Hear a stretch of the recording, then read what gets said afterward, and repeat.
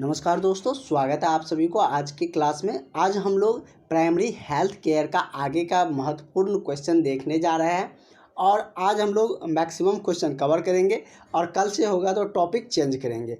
तो चलिए हम लोग आज क्वेश्चन को अच्छे से कवर करते हैं। एक्सप्लेनेशन के साथ सारी चीज़ों को हम आपको एक एक करके समझाएंगे।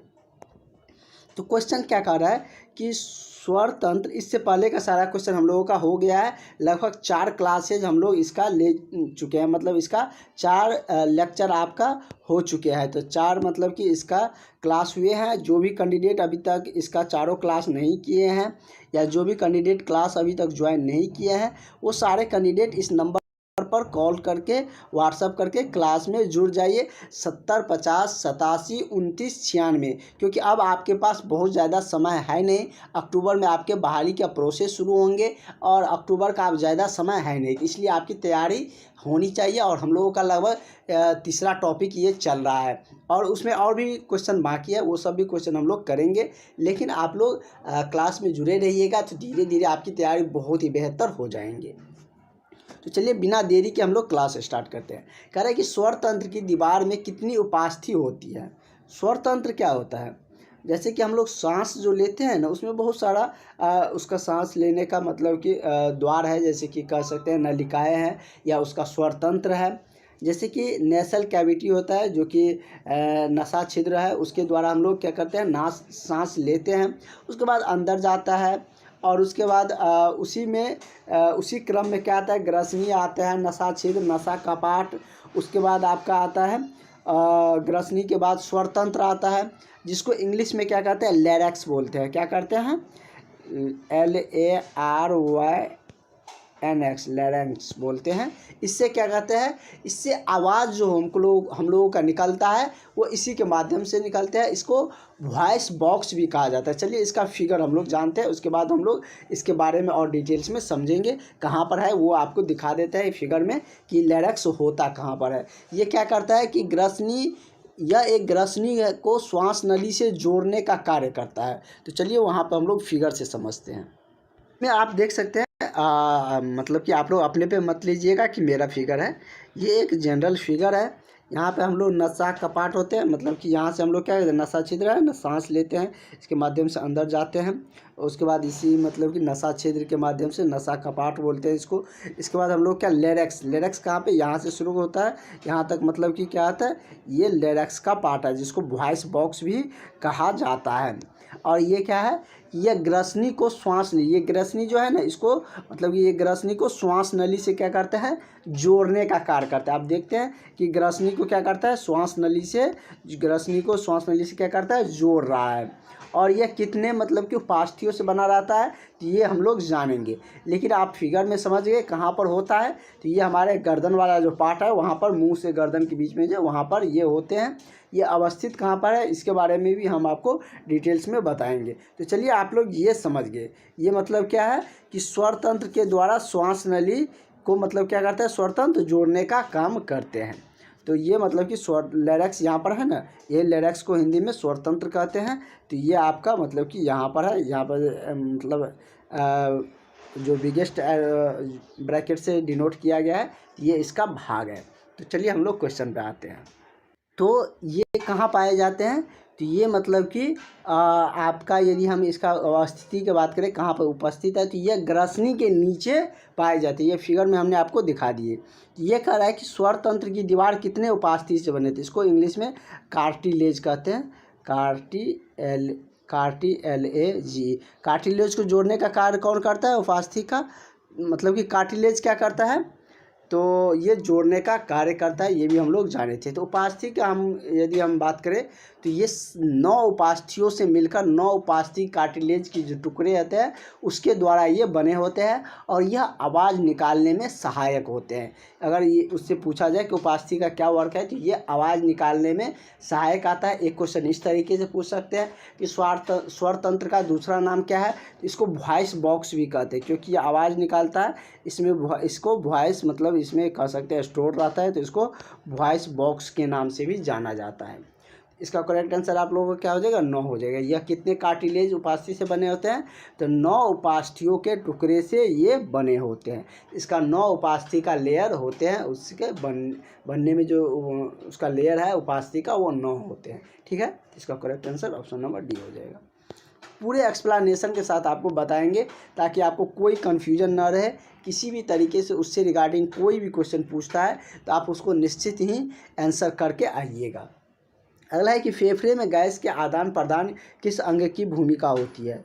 तो फेफड़े में गैस का आदान प्रदान, तो ये हम लोग कल के क्लास में भी देखे थे कि कुपिका जो नलिका होता है उसके द्वारा क्या होते हैं, तो फेफड़े में जो गैसों का आदान प्रदान होते हैं वो कुपिका नलिका द्वारा होते हैं, या कुपिका दिया है तो कुपिका द्वारा होते हैं। तो correct answer option number D हो जाएगा। फेफड़ा से और भी बात याद रखिएगा आप कि फेफड़ा ही क्या करता है, हम लोगों का प्रमुख श्वसन अंग है। क्या है, सांस लेने का प्रमुख हम लोगों का श्वसन अंग जो है वो फेफड़ा ही है। ठीक है, उसके बाद और भी फेफड़ा का क्या काम है कि यह रक्त को शुद्धिकरण फेफड़ा में जाकर ही होता है, रक्त का शुद्धिकरण, क्योंकि फेफड़ा रक्त में जो ऑक्सीजन मिलाता है वो फेफड़ा के द्वारा ही रक्त में ऑक्सीजन मिलाए जाते हैं। इतने सारे फेफड़े से रिगार्डिंग क्वेश्चन आ सकते हैं। इसका करेक्ट आंसर आपका क्या हो जाएगा, कुपिका। नेक्स्ट क्वेश्चन हम लोग चलते हैं। अगला क्वेश्चन कह रहा है कि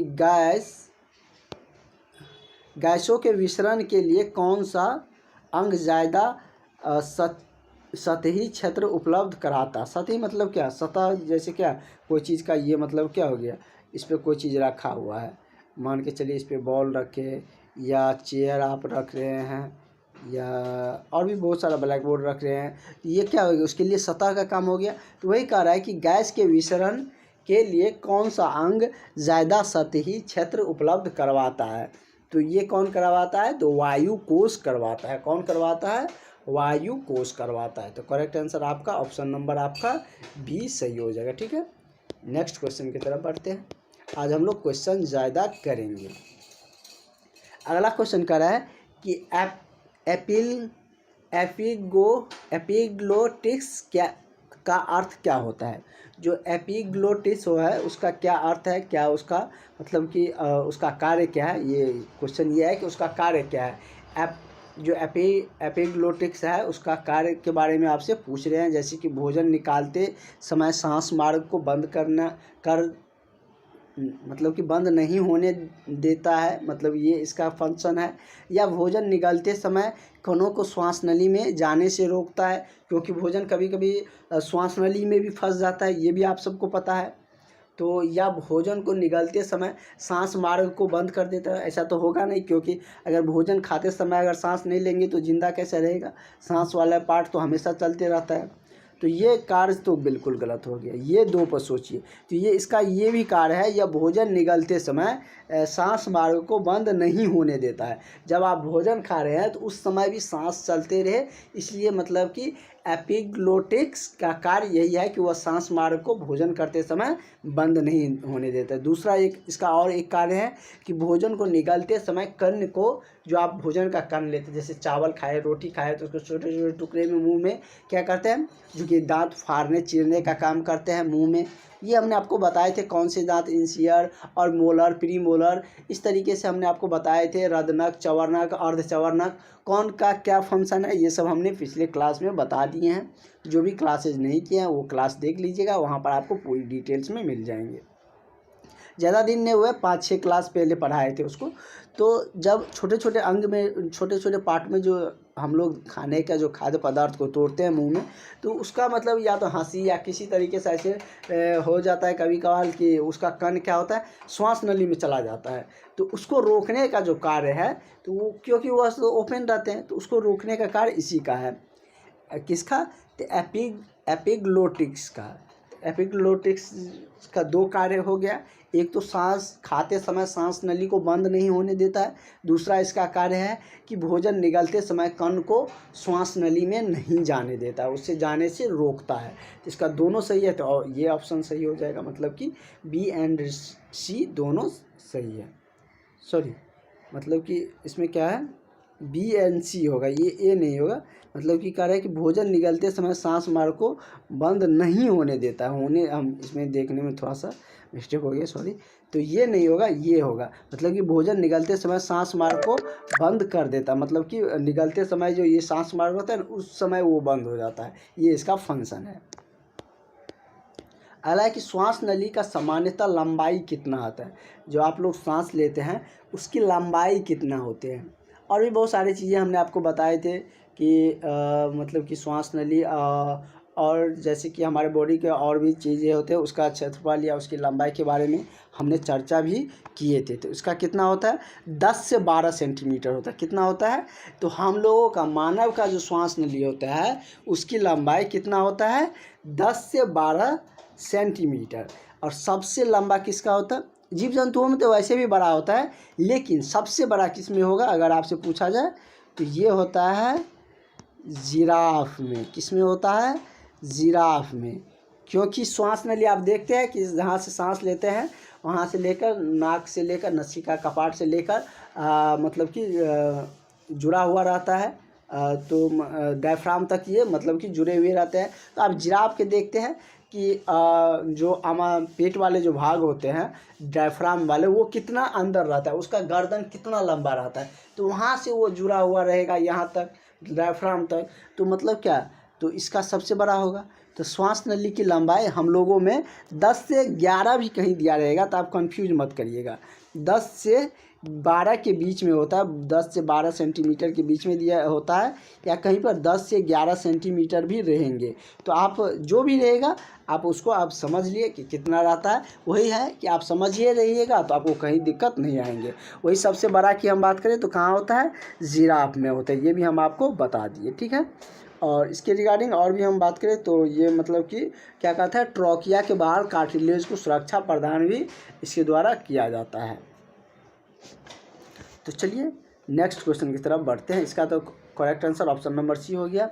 अगला है कि मेढक में किस प्रकार का शोषण तंत्र पाया जाता है। जैसे कि हम लोग क्या समझे कि हम लोग फेफड़ा हम लोगों का मुख्य शोषण तंत्र है, और हमने आपको मेढक के बारे में भी बताया था। तो इसमें दिया है कि फुसफुसीय शोषण, जिसको आप क्या कह सकते हैं, गिल्स भी कहा जाता है, इसको गिल्स भी कहा जाता है, GILLS गिल्स, ये भी सही है। और त्वचीय शोषण, देखिए मेढक जो होता है ना, यदि जीव अंदर में है, या मान के चलिए मेढक अंदर में है, तो उसमें जलीय जीव क्या करता है, गिल्स से या गल्फ और क्लोम से क्या करते हैं, श्वास लेते हैं।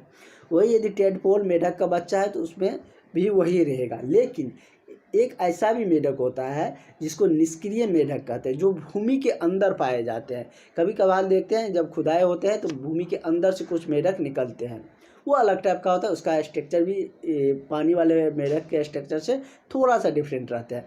तो वो जो सांस लेते हैं वो त्वचा से शोषण करते हैं। तो मतलब मेढक में तो दोनों आ गया, तो एक तो फुसफुसिए या गिल्स कह लीजिए उसके द्वारा शोषण करते हैं, दूसरा त्वचा से शोषण करते हैं। तो इसका करेक्ट आंसर क्या हो जाएगा, सी हो जाएगा। दोनों ऑप्शन सही है। इसमें दिया है कि उपयुक्त दोनों, ऊपर का दोनों सही है, तो यही सही है, मतलब कि दोनों सही है, तो ये ऑप्शन आपका करेक्ट हो जाएगा, ऑप्शन नंबर सी। अब तो कोई दिक्कत नहीं होंगे, कौन से मेढक कहाँ सांस लेते हैं ये बता दिए। मतलब कि मेढक में दो तरीके से श्वास प्रमुख श्वास शोषण का अंग है। एक तो मतलब कि जो जलीय मेढक है या कह लीजिए मेढक का बच्चा, वो सब गिल्स या फुसफुसीय शोषण लेते हैं, इसके माध्यम से लेते हैं। दूसरा त्वचा के माध्यम से शोषण लेते हैं, जो भूमि के अंदर रहते हैं, ठीक है। आ रहा है कि फेफड़ा में वायु जाने का मुख्य मार्ग कौन सा है। ये तो हम लोग समझे कि फेफड़ा में वायु जाता है क्योंकि वहीं पर जाकर रक्त का शुद्धिकरण होता है, ऑक्सीजन वहीं पर मिलते हैं, लेकिन उसका मुख्य मार्ग क्या है। जैसे इसमें दिया है कि श्वासनिका, श्वसनी या श्वास नली या कुपिका। तो कुपिका के बारे में तो हम लोग पढ़ लिए। तो इसका जो मुख्य मार्ग है जो कि फेफड़ा तक शोषण को ले जाता है, मतलब कि गैसों को ले जाता है, वो क्या है, श्वास नली के माध्यम से जाता है। किसके माध्यम से जाता है, तो श्वास नली के माध्यम से जाता है। इस क्वेश्चन का आंसर क्या हो जाएगा, ऑप्शन नंबर आपका सी सही हो जाएगा, ठीक है। चलते हैं नेक्स्ट क्वेश्चन की तरफ। आज हम लोग ज़्यादा क्वेश्चन ही करेंगे, इसलिए परेशान मत होइएगा, और एक्सप्लेन भी तो करते ही जा रहे हैं, जहाँ पर ज़रूरत है वहाँ पर हम एक्सप्लेन करते हुए बताते हुए भी चल रहे हैं। कह रहे हैं कि ग्लोटिस एवं एपिग्लोटिक्स, ग्लोटिक्स एवं एपिग्लोटिक्स किस अंग का उप अंग है? ये अंग नहीं है, अंग किसी अंग का उप अंग है। होता है ना कि मतलब कि उस जैसे क्या आप लोग कहते हैं कि इसका उपनेम है या इसका उपनाम है, ये सब बोलते हैं, इसी तरीके से उसका उप अंग है। तो कौन से अंग का ग्लोटिक्स और एपिग्लोटिक्स उप अंग है? जैसे कि ट्रोकिया, लेरिंग्स या फेरिंग्स या नोजल। तो किसका है? तो ये लेरिंग्स का होता है। किसका? लेरिंग्स का होता है। मतलब कि यह एक मतलब ढक्कन जैसी संरचना होती है। इसमें क्या होता है कि जिसको एपिग्लोटिक्स भी कहे जाते हैं, ये भी कहे जाते हैं, उसको एपिग्लोटिक्स के नाम से भी लेरिंग्स को जाना जाता है। इसको इंग्लिश में ये लिखा रहेगा LARYNX, लेरिंग्स ऐसे लिखा रहता है। ठीक है, तो इसको मतलब क्या, मतलब कि ये एक ढक्कन जैसी संरचना होती है जिसे एपिग्लोटिक्स के नाम से भी जाना जाता है। और जब हम कुछ निगलते हैं तो उस समय एपिग्लोटिक्स बंद हो जाता है। क्या हो जाता है? तो ये जो एपिग्लोटिक्स है ये बंद हो जाता है और भोजन श्वास नली न जाकर ग्रसनी में चल जाता है। क्या कहते हैं? एपिग्लोटिक्स मतलब कि उस समय में बंद हो जाता है और यह जो भोजन है वो, क्योंकि सांस और भोजन वाला मार्ग तो सेम है, तो उसी में जाके मिल जाता है, तो उससे वो जो बंद हो जाता है ऊपर वाला भाग, तो भोजन क्या होता है कि श्वास नली में न जाकर ग्रसनी में चला जाता है। जब भी एपिग्लोटिक्स जब कभी एपिग्लोटिक्स खुला रह जाता है तो हमें हिचकी आने लगती है। ये आप लोग हिचकी का जो मतलब है कि किस तरीके से आते हैं, क्यों आते हैं, तो ये इसी का रीज़न है। जब आपका एपिग्लोटिक्स खुला रह जाता है तो उस समय क्या होता है, हिचकी आने लगती है। और एपिग्लोटिक्स का नियंत्रण मेड्यूला ऑब्लांगेंटा करता है। मेड्यूला ऑब्लांगेंटा सांस का भी नियंत्रण करता है, कितना सांस लेना है, क्या करना है, कितना छोड़ना है। और ये है क्या? मेड्यूला ऑब्लांगेंटा, ये हम लोग पहले भी पढ़े थे। मेड्यूला ऑब्लांगेंटा ये क्या है? ये मस्तिष्क का भाग होता है। क्या होता है? मस्तिष्क का भाग होता है और यही इसको क्या करता है, एपिग्लोटिक्स को नियंत्रित करता है। मतलब कि जब भी हम लोग भोजन करते हैं तो एपिग्लोटिक्स बंद हो जाता है, जिससे कि भोजन हमारे श्वास नली में न जाकर ग्रसनी में जाता है। और ये जब कभी भी खुला रह जाता है तब हमें हिचकी होने लगती है, हिचकी का एहसास होता है और हिचकी आने लगती है। यही उसका मुख्य रीज़न है हिचकी आने का। अब ये तो नहीं कहिएगा कि कोई आपको याद कर रहा है, क्योंकि बचपन में और अभी भी आप लोगों को बताया जाता है कि लगता है कि कोई आपको याद कर रहा है, इसलिए आपको इतनी हिचकियाँ आ रहे हैं। तो मेन अगर आप देखें तो क्या रीज़न है? एपिग्लोटिक्स। जो आपका एपिग्लोटिक्स है, लेरिंग्स का जो पार्ट है, इसको लेरिंग्स को ही एपिग्लोटिक्स भी कहा जाता है, ये खुले रह जाते हैं तो हिचकी आने लगती है। ये जनरली बंद रहते हैं जब हम लोग भोजन करते हैं, तभी हमारा भोजन ग्रसनी में जा पाता है। नहीं तो अगर ये खुला रह जाएगा तो वो श्वास नली में चला जाएगा।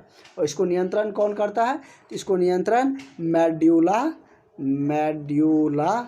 कौन करता है? मेड्यूला ऑब्लांगेंटा करता है, जो कि क्या है कि ये मस्तिष्क का भाग है और यही श्वास लेने का और छोड़ने को भी नियंत्रित यही करता है। ठीक है, तो इसका करेक्ट आंसर आपका ऑप्शन नंबर बी हो जाएगा। इतना डिटेल्स में आपको कहीं नहीं समझाया जाएगा जितनी डिटेल्स में हम आपको बता दे रहे हैं और जितना अच्छे से हम आपको सारा कुछ बताते हुए चल रहे हैं, क्योंकि यही चीज़ें आपको याद रहेंगे एग्ज़ाम हॉल में।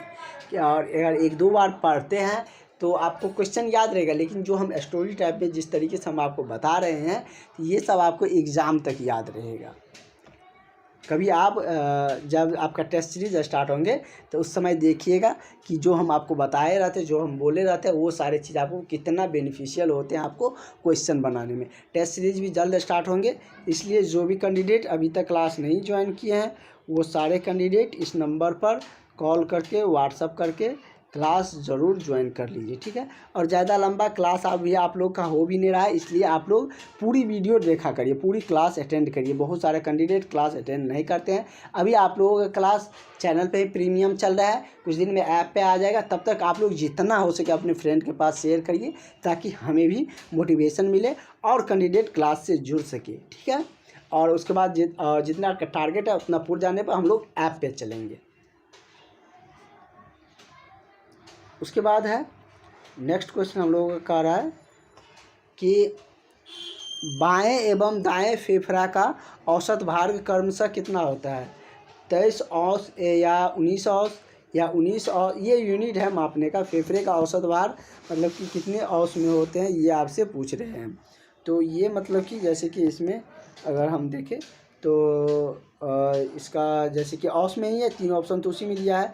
ये कितना होता है, उसका औसतन भार 23 औंस या 19 औंस होते हैं। कितना होते हैं, दाएं फेफड़े का 23 औंस और बाएं फेफड़े, आपको पता है ना कि हमारे शरीर में 2 फेफड़े हैं।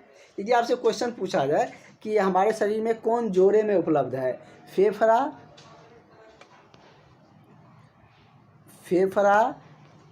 और उसके बाद यदि हम बात करें किडनी,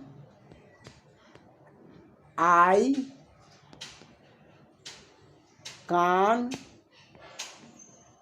या मुंह, मतलब कि कौन जोड़े में उपलब्ध नहीं है, तो ये आप आसानी से बना सकते हैं आप, क्योंकि फेफड़ा भी क्या है, जोड़ा में उपलब्ध है। 2 होते हैं, एक दाएं साइड एक बाएं साइड होते हैं।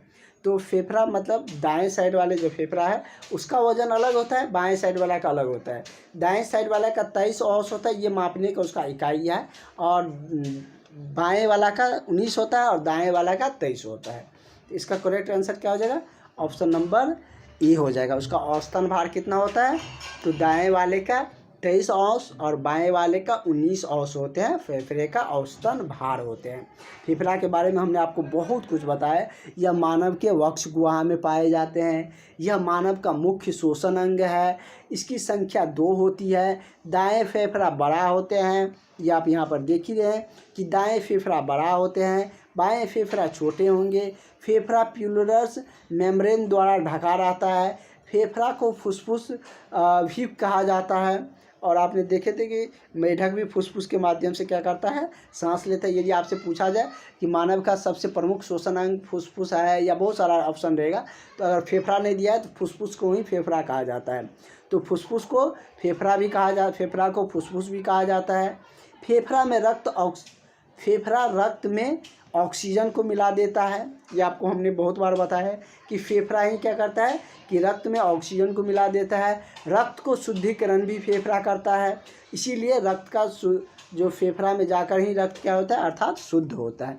इतनी सारी फैक्ट हम आपको फेफड़ा के लेकर बताए हैं, और जो आपका ग्रुप डिस्कशन होंगे ना, इसी तरीके से पॉइंट पर होंगे, इसी तरीके से पॉइंट बनाकर हम आपको देंगे।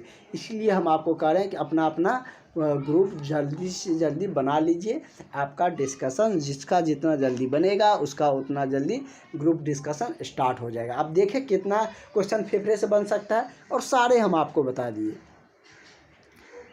कल इसको फिर रिपीट कर देंगे, ताकि आपको जितनी चीज़ बताए हैं वो आपको याद रहे और आप उसको समझ सकें। तो इसका करेक्ट आंसर आपका ए हो जाएगा। अगला है कि कौन वक्षीय गुहा और उदर गुहा को अलग करती है।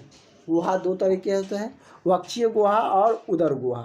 तो इसको कौन अलग करता है, यह आपसे पूछे जा रहे हैं, और आगे का क्वेश्चन हम लोग होगा तो कल देखेंगे। जैसे कि फेफड़ा दिया है, डायफ्राम, हार्ट, या इनमें से कोई नहीं। तो वक्षीय गुहा और उदर गुहा का अलग करने का जो कार्य है वो डायफ्राम द्वारा किया जाता है। किसके द्वारा किया जाता है, तो डायफ्राम द्वारा किया जाता है। तो करेक्ट आंसर आपका क्या हो जाएगा, ऑप्शन नंबर आपका बी हो जाएगा। मतलब कि डायफ्राम ही वक्षीय गुहा और उदर गुहा को क्या करता है, अलग करता है। तो ठीक है, इतना क्वेश्चन आज हम लोग रखते हैं। कल की क्लास में इससे आगे के क्वेश्चन कंटिन्यू रखेंगे। और जो भी कैंडिडेट अभी तक भी क्लास नहीं ज्वाइन किए हैं, वो सारे कैंडिडेट क्लास ज़रूर ज्वाइन कर लीजिएगा। क्लास से आपको निश्चित ही फ़ायदा होंगे, और आप लोगों का सिलेक्शन होगा। सिलेक्शन दिलाने की गारंटी मेरी है। आप लोग ज़रूर क्लास से जुड़िए, वो सारे स्ट्रेटजी अपनाए जाएंगे जो आपको सिलेक्शन दिला सकता है। तो चलिए मिलते हैं हम लोग नेक्स्ट क्लास में। Thank you for watching.